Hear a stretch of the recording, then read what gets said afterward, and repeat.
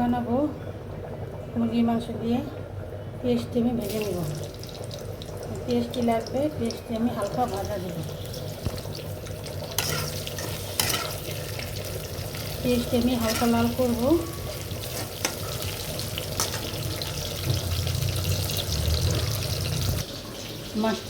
মাংসটি আমি কেটে ফেলেছিলাম। এখন এখানে মশলাটা ভাঙিয়েছি, মশলাটার ভিতরে এখন দেব। এটা আমি ব্লেন্ডার করে নেব।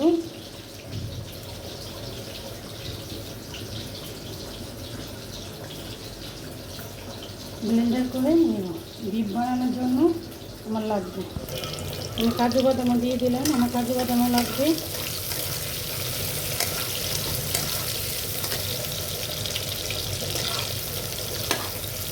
বিফটা আমি রান্না করবো, তো বিফ বানাই আমি রান্না করবো, একটু খাবো না, রান্না করে খাবো।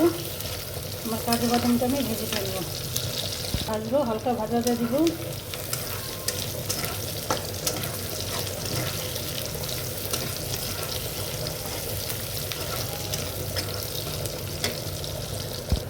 আমি এমনি মরিচ দেবো না, আমি কয়টা শুকনো মরিচ দিয়ে দিলাম, ঝাল ঝাল লাগবে। গোলমরিচ বিপদে দিয়েছি আমি, এটা আমি হালকা ভাজাটা দেব।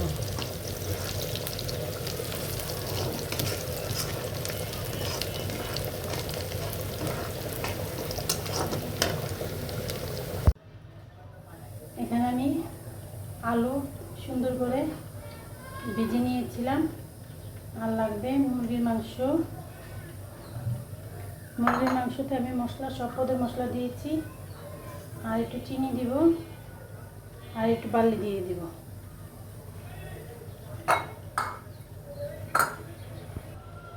আর পরিমাণ মতন একটু লবণ দিব।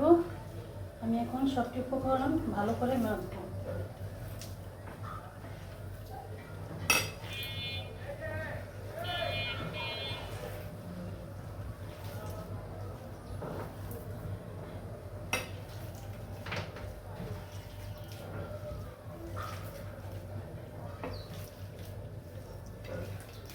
সবটি উপকরণ ভালো করে মাখলে বিফটা ভালো হয়। আমরা এভাবে খাই।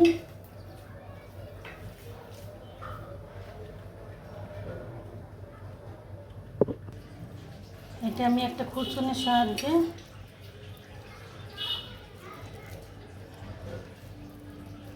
বিফটা বানাবো।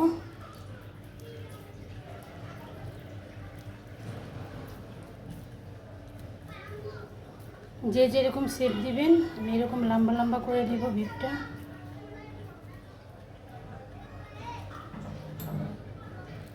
আমি এরকম করে সবটি বানাবো। আমি আরেকটা বানাচ্ছি।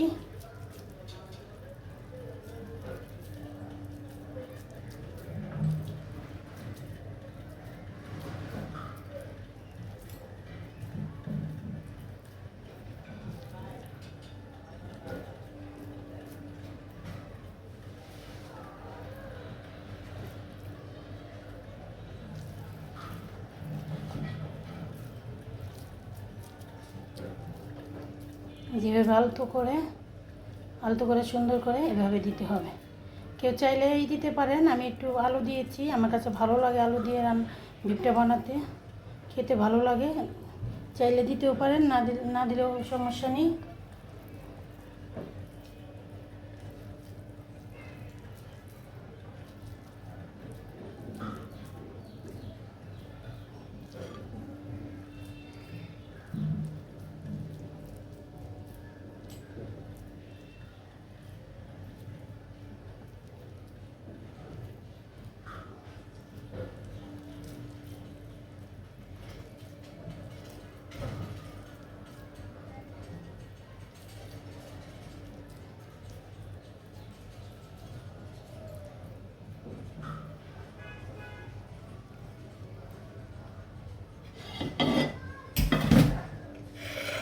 যেরকম করে আমি 4-5টা বানিয়ে নিলাম।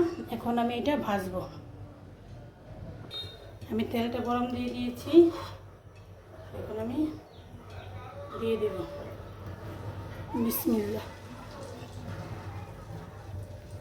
বিসমিল্লাহ।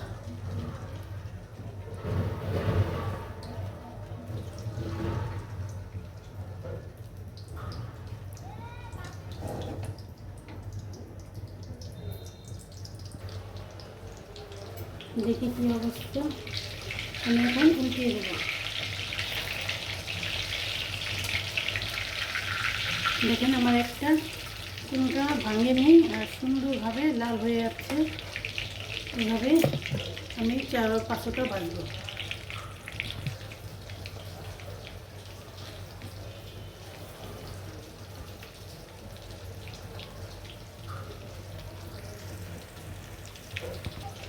দেখি আমার ভিতটা কী অবস্থা। দেখেন মেরুন কালার হয়ে গেছে। আমি এখন একটা একটা করে উঠিয়ে ফেলবো। এটা আমি রান্না করবো তো ওই জন্য উঠিয়ে ফেলবো।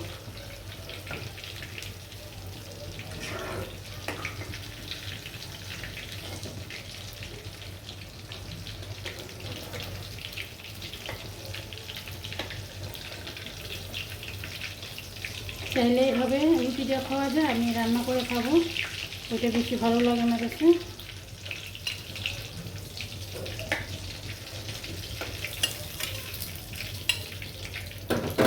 এই তেলে আমি রান্না করে ফেলবো। আমি গরম মশলা দিয়ে দিলাম, আর যে ভাঙিয়ে রেখেছি এটা দিয়ে দিলাম।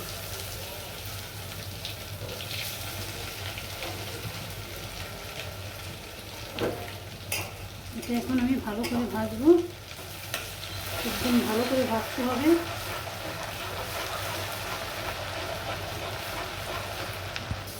আমি 1 চামচ টক দই দিয়ে দিব।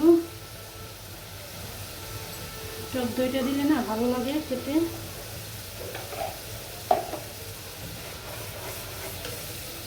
আর 2টা আলু বোখরা দিয়ে দিব। এই মশলাটা আমি এখন একটু ভালো করে ভেজে নেব। সামান্য একটু লেবুর রস দিয়ে দেব। লেবুর রসটা না স্বাদটা বাড়াবে।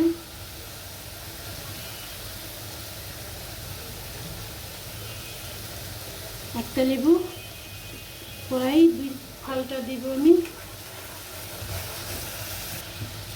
2টা কাঁচামরিচ দিয়ে দেব ঘ্রাণের জন্য। সামান্য একটু চিনি দিব, স্বাদটা কন্ট্রোল করবে, দ্বিগুণ বেড়ে যাবে।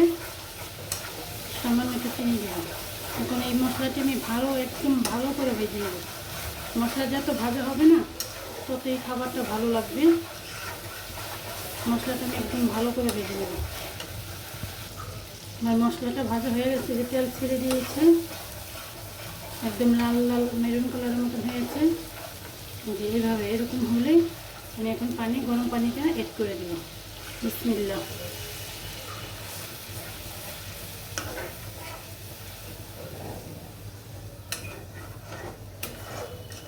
বলক আসা পর্যন্ত অপেক্ষা করবো, তারপর আমি দিয়ে দেব। বলক এসে পড়ছে, আমি এখন ডিপটি দিয়ে দেব। বিসমিল্লাহ। সামান্য একটু জাল দিলেই হয়ে যাবে আমার ডিপটা।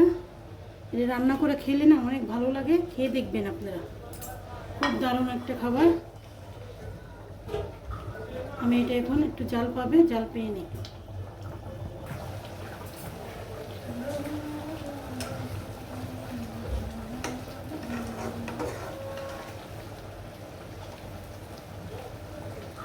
আমি একটু শুকাবো, একদম মাখা মাখা রাখবো, ঝোল রাখবো না। ঝোল রাখলে ভালো লাগবে না, একদম মাখা মাখা রাখবো। পোলাওটা খেতে না ভালো লাগে এই খাবারটা।